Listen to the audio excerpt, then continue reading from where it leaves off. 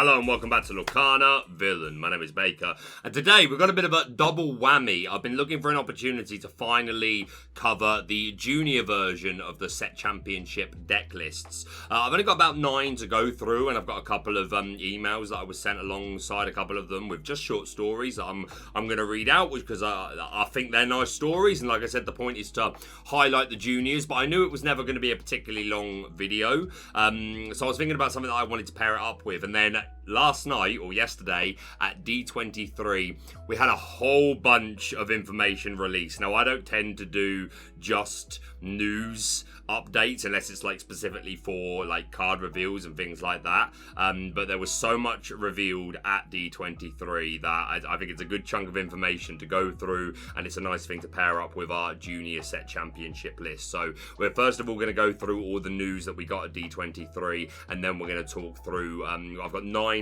deck lists to go through from the juniors, the next generation, and a couple of nice stories that I'm going to read out. A quick shout out to our channel sponsor Cardmarket. If you're looking for Lorcana singles at competitive rates, including the new Shimmering Skies, then go and check out Cardmarket for very competitive rates. I'm repping my Disney Lorcana Challenge t-shirt, which we finally got in Bologna. But we were told we would get one eventually. We thought, like, end of the season, we'd be given one. But then when we were in Bologna, because it was so hot, they gave them to us early, saying if the suits get too much, switch into them. So we did have that as an option. But we tried to push through a little bit. We're all kind of the like-minded that we like the suit. Although Spessy does like his Crocs and would definitely wear shorts if he could get away with it. He has asked before. He was told no. Sorry, Spessy, maybe I shouldn't have said that, but nonetheless, they gave us these t-shirts, which we never ended up actually wearing, but they did let us keep them, so definitely happy to have that. But nonetheless, let's take a look at some fantabulous Lorcana news. So, I'm getting my information today from the Mushu Report. Also, a huge shout out to Eric Switzer of The Gamer, who was there live and provided a lot of the photos that we'll be referencing today. And he actually filmed the entire thing as well, which is available to watch on The Gamer. I'm not going to show any of that. I'll link it down below, but I would recommend going to check it out. It's just under an hour long, and if you're a Lorcana fan, then yeah, it's great to listen to. I'm going to go through all the actual news, but it was just fun just watching the interactions between the panel. And yeah, if you're a Lorcana fan, I recommend going to check out the entire video. But yeah, we're going to be going through the highlights courtesy of the Mushu Report. So yeah, it was a Disney Lorcana panel on Friday the 9th of August at D23. Join Ryan Miller, Disney Lorcana Senior Brand Manager and Co-Designer, and friends from the Disney Lorcana team as they explore past, present and future of Disney Lorcana TCG. Get a behind-the-scenes look at how art and gameplay of this global phenomenon came to be, along with a sneak peek at the next set. Be the first to hear exciting new announcements of things to come in Disney Lorcana TCG. So great screen here showing that they've sold over 1 billion cards, and they say in the actual panel that they worked it out that you could if you laid them all out, they would go around the entire world and then some, I think, which is just a fantastic accomplishment. So as always, huge congratulations to Disney Lorcana. Also a screen here showing all the places that Lorcana is currently and soon will be available at, with China and Japan on the map. So great to see the expansion of the game, and hopefully this serves as a positive, a light at the end of the tunnel for those of you that might be Lorcana fans, that maybe the game isn't available in your language or just in your country. I have every belief that they're doing everything they can to make it as available as possible. I'm sure you wish it could be sooner, but nonetheless, it's great to see Lorcana are expanding, and I do hope they get around the world as quickly as possible. Some stats here about the amount of people that have played certain events and the amount of times the app has been downloaded, etc. Feel free to pause and take a look yourself, and of course just this whole page that I'm looking at will be linked down below. The Lorcana team said that Hey Hey very much encompasses the mascot of the team, which are just immaculate vibes, and then a set of really, really interesting slides. So look at this beautiful concept art of the Great Illuminary. Absolutely love it. And like, you can see the different shapes it was going to take, but at the same time, I don't know if this is necessarily like not used, because there's another picture in a minute where you get to see a lot more of the Illuminarian parts inside, and I'm sure that these things up here just ended up being part of different parts of the overall structure. But it's so fascinating to see this concept art and all these different towers here, which again, I wouldn't be surprised if they're all on there or in there somewhere. But yeah, that's absolutely beautiful. And then here you go. Here's the one that's a little bit more detailed. And for me, someone that's making D&D maps for Lorcana, including definitely I want a couple of the Great Illuminary. This is absolutely fantastic. And also for anyone that's interested in the narrative and the story of Lorcana, it's also very interesting. But yeah, we've got real zoomed, like they've shown us zoomed in pictures of certain parts of it. Certain rooms we've seen, so like this room here. I'm not sure if we've seen this room. I think we have, but perhaps not. I'm 50-50 on that one, but this one and this one we've definitely seen. But there's so much here that we absolutely haven't, like this bit here, which is the right at the bottom. Obviously very reminiscent of a tree. Obviously this is up in the air, but there's no reason why like this can't be like a landing pad. I don't know how people travel to the Great Illuminary. I don't know if they like fly in machines or whatever, or if it's teleportation or magic or whatever it might be, but this seems to be part of the actual land structure. And then you go up these stairs into the hollow of this tree to then make your way up. Again, it might not be a tree, it might just meant to be be painted that way to give you that impression and just sort of represent nature and the seasons, but super fascinating. And then like you've got this yellow one here, which is here. What on earth is this room? What on earth is going? Why have they got pools of boiling lava? What is going on? Why are you bringing people? I would get nervous if they brought me to this room. This room here is also kind of interesting, fascinating. What is this, a boombox? Is this the party room? This is the Great Illuminary party room. You go there at the right hours of the day and you can see some glimmers throwing some shapes. This bit here, which is kind of central here, this is super cool. Obviously reminiscent of the tops of towers for like a castle, which is super cool. This room here with this purple tint. You've got the purple tint room, the blue tint room, the green, and this one is more reminiscent of like lava. It might just be amber ink. It's probably just amber ink, if we're honest. But hey, it's as far as I'm concerned, it's the lava room.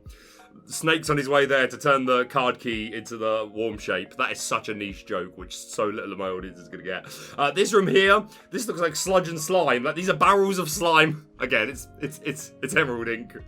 But this is the slime room. Absolutely love it. This is our sapphire ink / the ice room, the cold room. And then obviously our amethyst ink room here, which doesn't really represent the season at all, but it's just super interesting to see these different rooms that we haven't seen yet, and just goes to show that like more of the Illuminary is still to be shown, and like will come up at different parts of the story for different reasons, and I dare say we'll eventually find out what everything here does. I don't know where the lore room is meant to be, like the room where there's tons of the lore in the circular globes.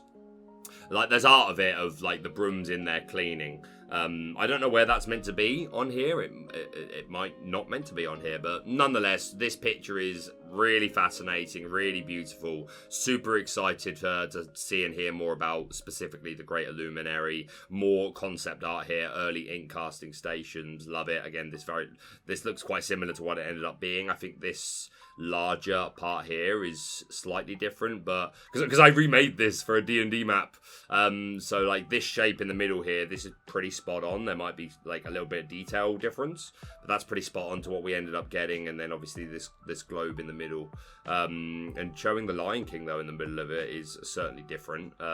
Yeah, cool. This is the book obviously that is in the middle for that room that we've seen in the Illuminary. We've seen Mickey come out of it. We've seen Hercules come out of it. And in a different room, we saw Ursula's return. Good old Martin summoned her.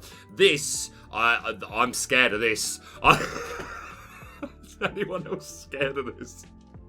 It's another room that if they brought me to, what are we doing here, mate? But absolutely love the art. Beautiful. We also got this super cool concept art for a Glimmer, and it's Basil, so, you know, biasly, I'm very pleased to see this particular one showing this these early stages of putting the character together, which is super cool. And then these sketches here that obviously eventually turned into the Floodborn Basil that we ended up getting, which is C. But nice to see A and B, the different stages that this went through, and then the original color sketch, which even that is just super cool, and then obviously the final version that we ended up getting. So that's super fascinating to take a look at. And then here we go. I could cry. I could literally cry. The regional championships officially announced. The North American Championship, it will be in January, hosted by Disneyland Resort, California. And the European Championships in December 2024 will be in Disneyland Paris Resort. I have not had it confirmed for me if I am definitely casting this. Honest to God, I know it's a maybe. I know I'm at least a consideration. But again, there's multiple layers for clearance, and that last level of clearance doesn't normally come until sometimes maybe a month before, sometimes less, but not often more than a month before. But I so obviously hope that I get to go and cast for this. I'm so glad. And even if I don't end up going, just so pleased that this is the location that they picked for it. It's absolutely perfect. And players that qualify for the European Championship of the North American absolutely deserve to be able to, again, I'm sure it makes it a lot more expensive, but nonetheless, doubling up your trip to come and play cards, just with the atmosphere that this can go. I can't wait to see what it's going to be like.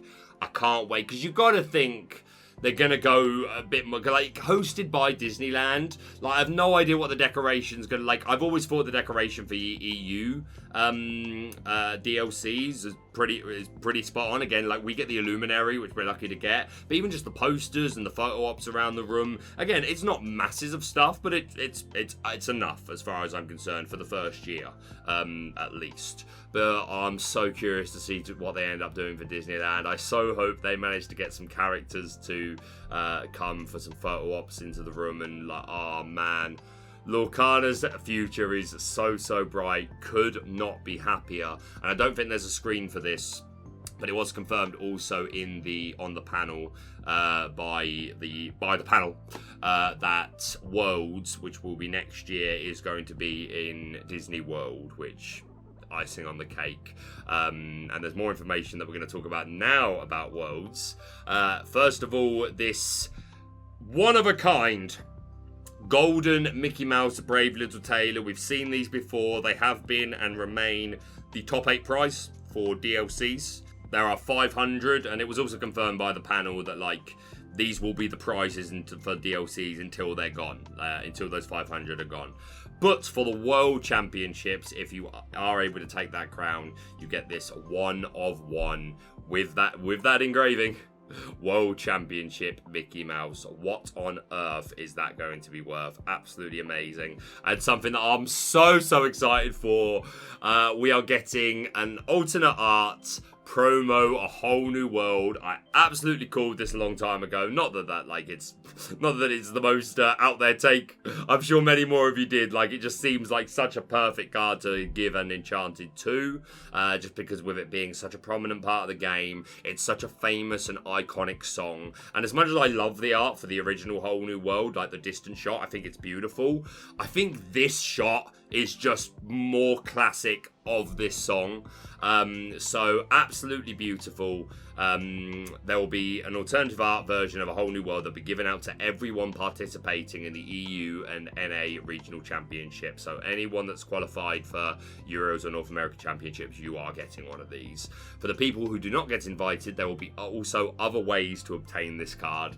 So even if I don't get asked to cast it, I really think I need to go, if nothing else, just to get this card, because this is you need this for your collection, right? And Rochelle tweeted, I think quite a bit after this event, I think a few hours ago I saw it, saying that, hey, there is plenty more. We didn't want to just give everything away. We like to see like the community surprised. They want to leave them somewhere to go. Leave themselves somewhere to go, which I absolutely respect. So there's more to come. I'm calling it. Give me my be prepared. Unless it's like confirmed plan for next year, that's okay. But if you can, give me my be prepared. Give me my alternate art promo, be prepared. I need it. It's mine. It will be mine. Anyway, going on.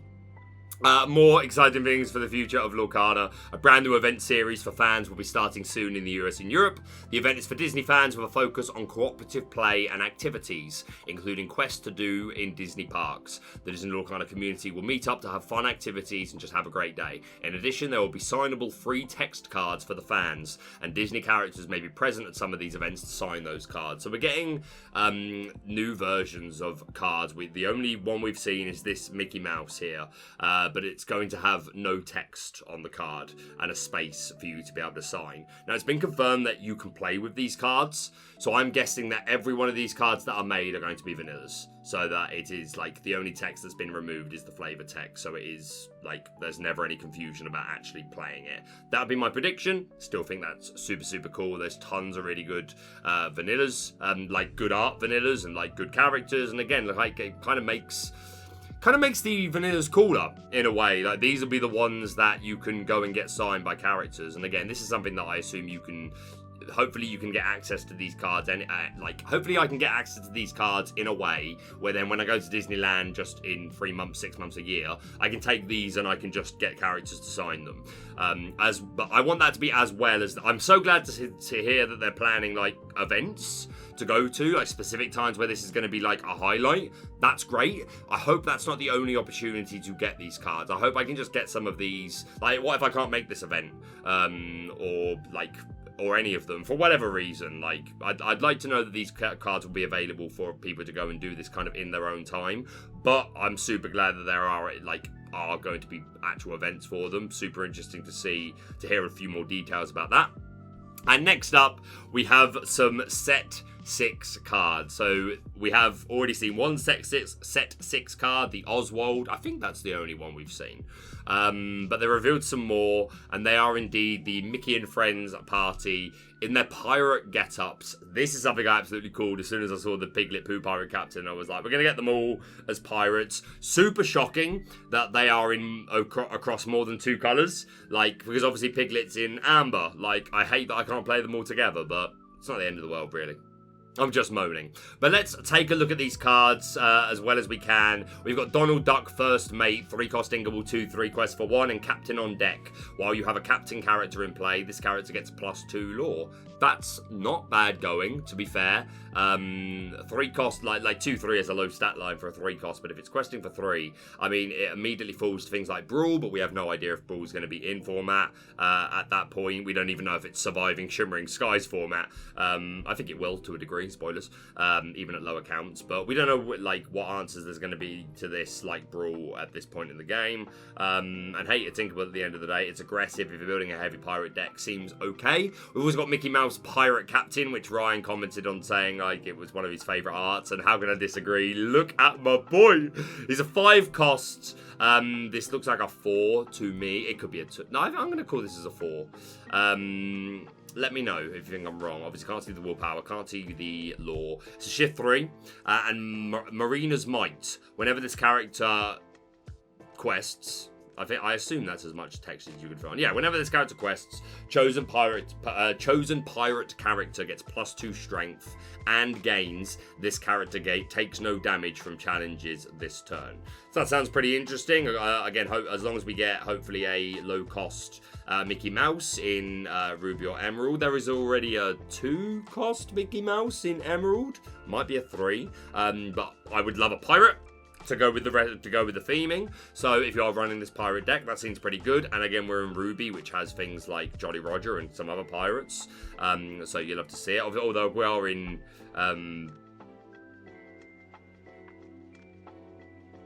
these 2 colours. We can't play John Silver, which makes me sad. But nonetheless, we've also got Goofy, Expert, Shipwright, 5-cost Inkable, has Ward, and Clever Design. Whenever this character maybe quests. Chosen character gains ward until the end of your next turn is what I'm going to guess that is, which is a pretty nice ability. We need to see the lore and we need to see the strength and willpower, but certainly interesting. And he's an inventor, so that's pretty cool. We've got Minnie Mouse Pirate Lookout, 3-cost uninkable, land ho. Once during your turn, whenever a card is put into your inkwell, you may location card from your discard to your... So I think this is you may return location...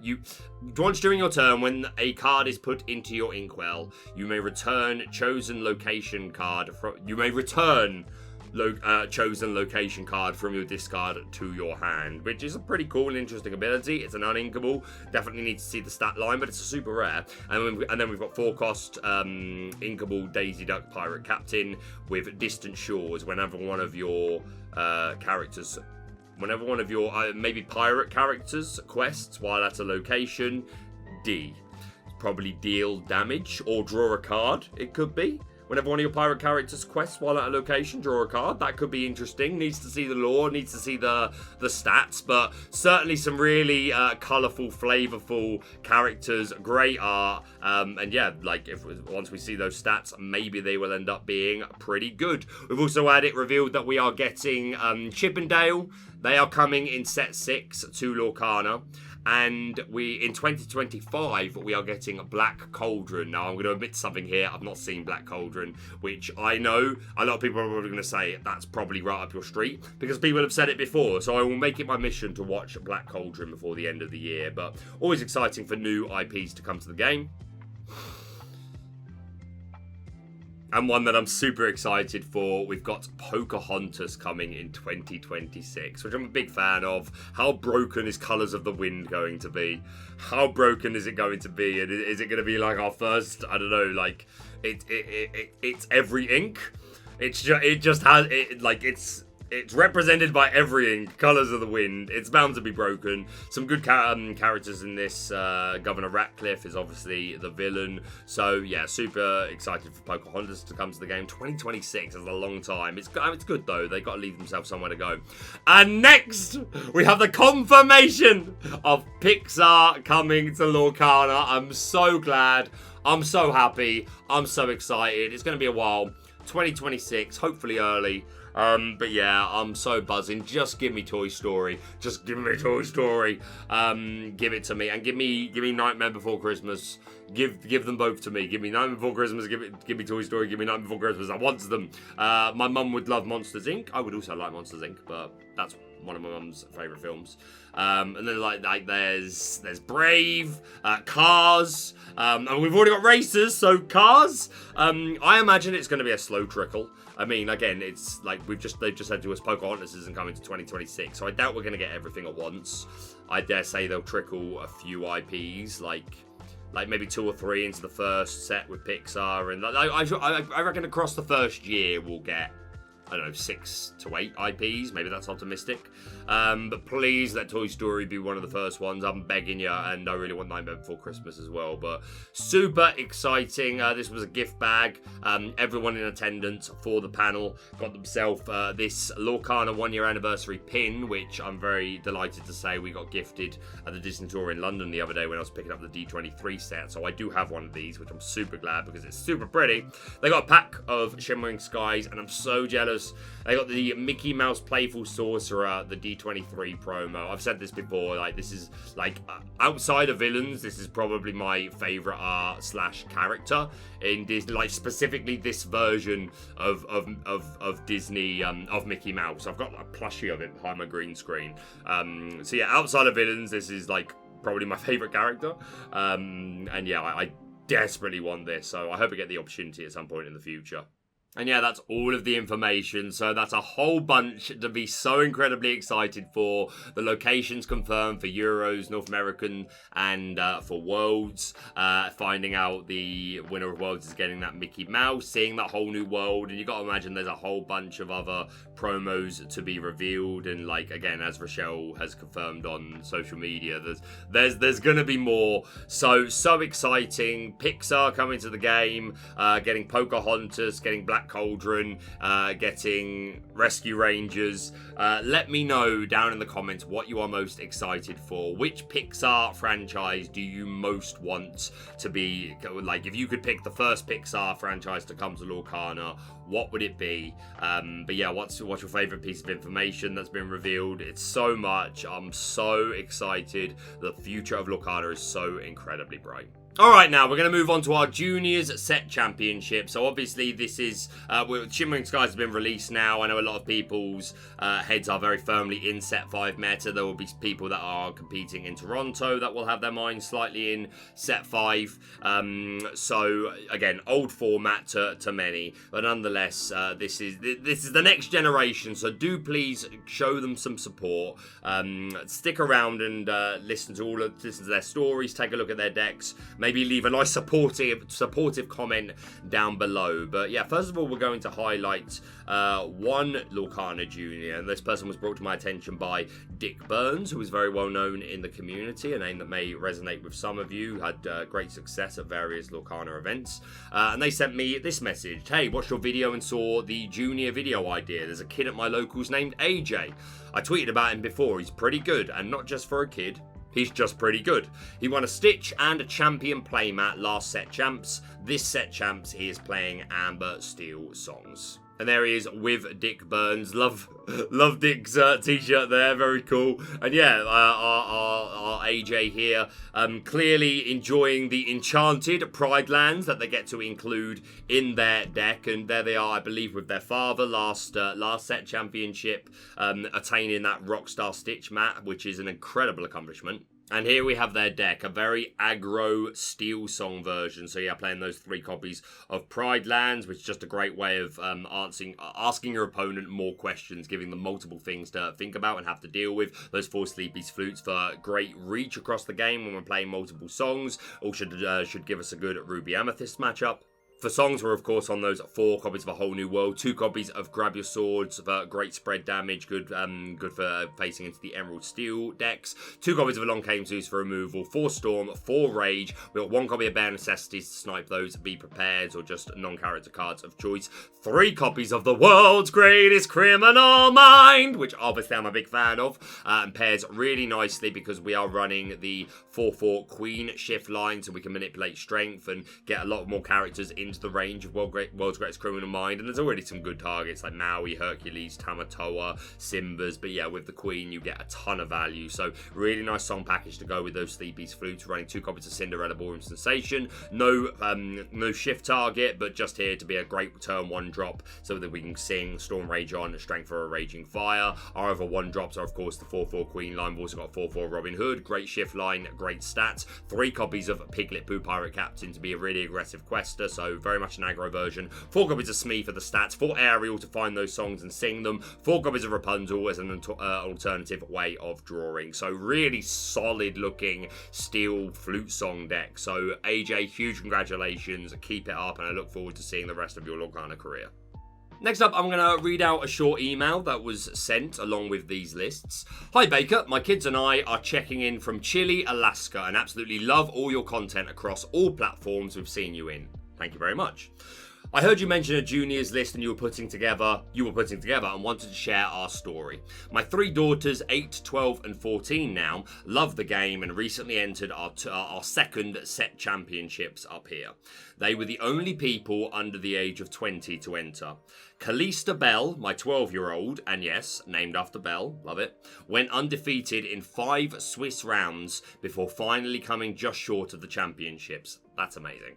My 14-year-old, Evangeline, I hope I'm not saying that wrong, I apologise if I am, but I think it's Evangeline, also a Disney name, ended up 6th in the top 8 and also came up just short. 6th is still incredible, so congratulations to them. They tweaked their decks a bit and tried again last weekend, and Eve never dropped a set and won the whole tournament easily against several of the top players in our state. Proud dad moment for sure, I bet, mate. And just so she gets some credit, Ember Aurora, 8 years old, with another Disney name, your family sounds fun, actually won 3 rounds 2-0 at the Chicago Challenge last month against the pros. That is incredible. Huge congratulations to all 3 of you girls. And Chuck did send a couple of pictures. So I believe this is Eve repping that champion mat and the Ursula Sea Witch Queen. What an absolute flex. Huge congratulations to you, Eve. And then I believe this is Ember Aurora. Is this at the Chicago DLC? I'm not sure if that's the right room. Maybe it's at Set Championship, but nonetheless, face to face with the pros, whooping some butt. I'm proud of you. The community's proud of you. Let's take a look at the 2 deck lists that I was sent for these girls. First of all, we've got some Emerald Steel. Bucky, the Squirrel Squeak tutor, on his swan song, putting in some work, winning some set championships. We've got the 4-4 Diablo line. We are running a 2-2 Pegasus line as an additional way of shifting early. And of course, this Pegasus giving our other characters evasive can be super good to just have aggressive questing turns, or good for the mirror. We've of course got those 4 Ursa Deceiver to snipe those song cards. 1 copy of the Deceiver of All. We're not playing any Sudden Chill, just 4 Storm and 4 Raging Fire, 3 Aladdins to be another Floodborn and to remove items, 2 Flynn Rider for aggressive questing, 3 Jafar for some great stats, again a Floodborn, so Bucky loves him. We've got 4 copies of Beast to be a Floodborn and to draw cards, 2 copies of Yuda, we don't talk about Bruno, 3 Grab Your Swords, look like this deck would have a really good mirror match, and 2 copies of that quite often oh so important Hidden Cove. Looks like another really solid Bucky list. I would be terrified to come up against you, but congratulations. And then our other list is a Ruby Sapphire deck, and this is another terrifying variant. We've got those 2 copies of Lucky Dimes there to make incredible lore jumps, of course. 4 copies of Tamatoa, a nice item package. We've got 3 copies of Fishbone Quill, 2 copies of Great Stone Dragon as well, so that we can ramp even more in the late game and we don't have to deplete that hand. 2 copies of Ice Block to get more characters into the range of the 4 Medusas we are playing, the 4 Brawls we are playing, and the 3 copies of the Floodborn Sisu. We are playing 2 copies of the Emboldened Warrior as a potential shift target for that, but again, we're ramp, so we don't even always have to shift. 4 Maleficent Monstrous Dragon to be a big body that removes things. 4 Develop Your Brain to find those key pieces. 4 1 Jump Ahead for the ramp. 1 copy of one sneaky Super Goof up in there, which is absolutely going to catch players off guard. Rushing in, challenging in, gaining 2 lore, probably winning the game. You love to see it. We've got 3 copies of How Far I'll Go for draw and ramp. 3 copies of the dreaded Be Prepared. 3 copies of Maui. This looked 4 copies of Grandma Tala to find pieces, and she can sing those songs, and 4 Popsicle, of course. This looks terrifying. I don't ever want to face either of you. You will embarrass me. But a huge congratulations to you both for your achievements so far in Lorcana. I'm sure that the Love to Lore community, shout out to them, will be ever so pleased to hear about your success and look forward to seeing you continue to rise in the ranks, and I look forward to seeing you at the top tables. And our final email to read out, there's a few more deck lists, but just one more email I'm going to read out. From Keith. Hiya, Villain. This weekend, the family played at the Kushti Comic Store Championship in Basingstoke. That's not too far from me. I've been there before. We all play, my wife and I, and our twin boys, Jack and Luke, age 9. This week was our week. The twins made the top 8. Let's go! Let's go! Jack finished second in the Swiss rounds, going 4-1. He unfortunately lost his first top 8 game, and missed out on an Ursula. Yes, he was devastated. Jack, my man, my heart goes out to you. I'm so sorry to hear that, but top 8 set championship. My man, you're gonna cap it next time. I absolutely know it. Luke went into the top 8 in 8th place on 3-2. He then smashed his 3 knockout games. He beat the 5-0 top seed game 1 in a Bucky mirror. Then he beat me, Red Blue Sisu, 2-0, before winning the finals against Amber Emerald Aggro 2-1. The smile on his face when he realised he was winning game 3 was golden. What a great day. There were tough players in the field, including Alphos and a few challenge veterans. The boys beat out so many good players. We're proud of them. Anyway, hoping they get a call out in your video. And a call out they surely will, my friend. Boys, those are some incredible numbers. I'm looking at the numbers. I'm looking at the numbers and I'm enjoying the numbers. Let's look at Luke's deck here. We've got that dreaded Emerald Steel got Bucky also on that Shift Diablo line. Only 2 copies of the Maleficent Spy, which I think is fine. We're on a 3-2 Pegasus line. 4 Aladdins, 3 copies of that Flynn Rider. We've got that 4-4 Robin Hood. We are playing 2 copies of Flynn Rider, Charming Rogue, to not only be an additional aggro character, but to be a shift target for his own biggest fan. I love it. We've got 3 copies of the Deceiver of All, along with 3 copies of Storm, 4 copies of Strength of Raging Fire. Luke, I like the 4th Storm Rage on. Let me know what you think. Get your dad to let me know. How would you feel about going to the 4th? And if I'm wrong, tell me. I can take it. We've got 2 copies of a Boom, Art to those opposing Diablos, Flynn Riders, things like that. Also running 3 copies of Tinkerbell, which I love, to give us a bit more mid-game control, you know what I mean? We control the board a little bit more. Aggressive quester. I do love me some Tinkerbell. 2 Grab Swords, 2 Bruno, 1 Zeus. This looks equally terrifying. Luke, an incredible accomplishment. Well done to you. And then Jack is running some EA Tempo. Just win the game. The all-father of EA Tempo, Artabax. I shall speak to him of your glory, and I'm sure he will be ever so proud. And this looks aggressive. We've got that 4-4 Flynn Folk line, 4 Flynn Riders, 4 Cursed Merfolk, which is such an aggressive quester, and I think we're going to see this card a lot more in set 5 format. Obviously questing for 2, and our opponent discards when they challenge. Also running 4 Maleficent Biding Her Time to be another aggro character. 4 Baby Pegasus, which can cheat out early lore if the opponent doesn't have the answers, and we've got 3 copies of the big one to shift onto. 4 copies of the talkative puppet Pinocchio, who quests for 3. We're sniping Songs of Ursula. We've got that bounce package of 4 Fox, 4 Goat. We're not playing rabbits. We don't need the rabbits, but we've got 4 snakes as well. 2 Maleficents for some more draw. Also 4 Dolores Madrigal for some draw at specific times. If that specific time being there needs to have be an exerted character on the opponent's side of the field, but that's pretty realistic. We're also running 2 copies of Isabella Madrigal, who can quest for 4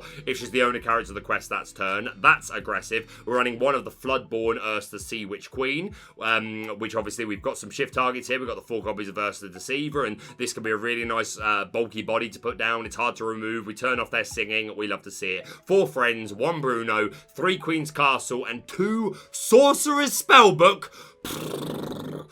Oh, I don't want to fight you either, but nonetheless, an incredible accomplishment. This deck looks really fun. Jack, you did really well. Congratulations to you. That's the last of our emails, but we'll just go through a couple of lists that I was just sent just individually.